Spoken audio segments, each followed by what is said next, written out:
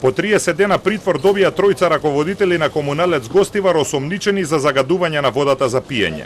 Веде директорката Артана Асани, техничкиот раководител на сектор за технички работи Леон Нуредини и раководителот на оделението за водовод Вадедин Дервиши пред пладнево со лисици беа донесени пред судија на претходна постапка во судот во Гостивар, а по неколку часа беа однесени во притвор во Шутка откако вчера беа уапсени.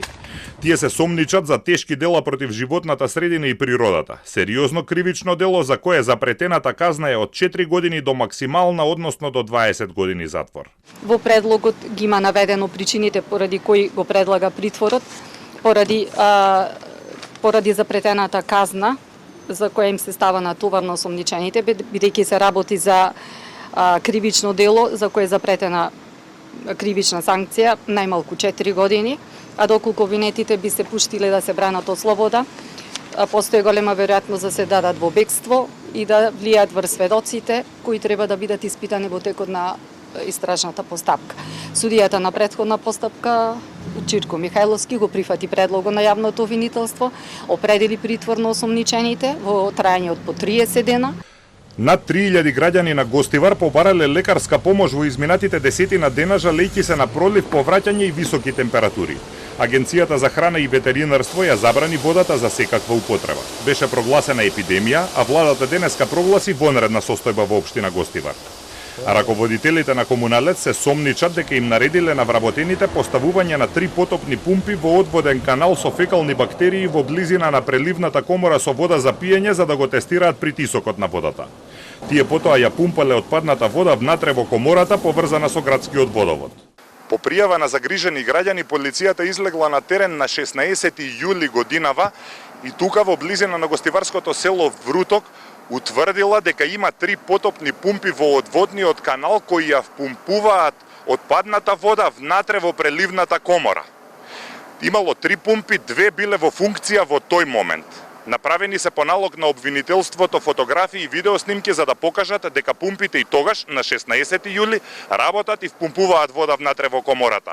Со вештачењето на Институтот за јавно здравје е утврдено дека водата во одводниот канал има 50 пати повеќе колиформни бактерии од дозволеното, а откриени се такви бактерии и внатре во преливната комора, иако според законот не смее да има воопшто затоа што тоа е водата за пиење. Пумпите се уште стојат обезбедувани од полицијата, но се исклучени. Пумпите биле поставени на 24 јуни, а вклучени за тестирање на 25 јуни, за што Комуналец известува на Фејсбук. Обвинителството се сомнева дека биле вклучени постојано од тогаш до 16 јули, кога полицијата ги пронајде, 22 дена подоцна. Сепак, засега нема докази колку пумпи и колку време биле вклучени. Првите лица кои со стомачни тегоби се јавуваат на лекар се на 13 јули, соопштија претходно надлежните. Во обвинителството велат дека ќе треба да се најде причинско-последична врска меѓу епидемијата и состојбата на водата, но тоа ќе се утврди по дополнителни тестирања и епидемиолошките анкети. Сепак од тоа нема да зависи квалификацијата на кривичното дело.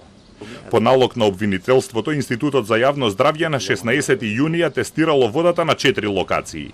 На изворот била чиста. Во одводниот канал имало колиформни бактерии 50 пати повеќе од дозволеното.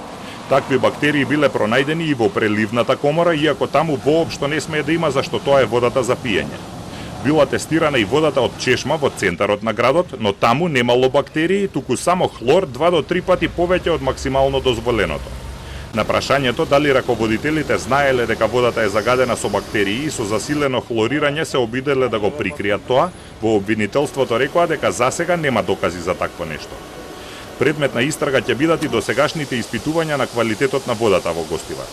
Дел од медиумите веќе објавија дека Центарот за јавно здравје Тетово на 29 јуни дал потврда дека водата е безбедна за пиење. Обвинителството ќе испитува какви проверки на водата се правени за да утврди дали биле лажни или се работи за друг тип на испитувања.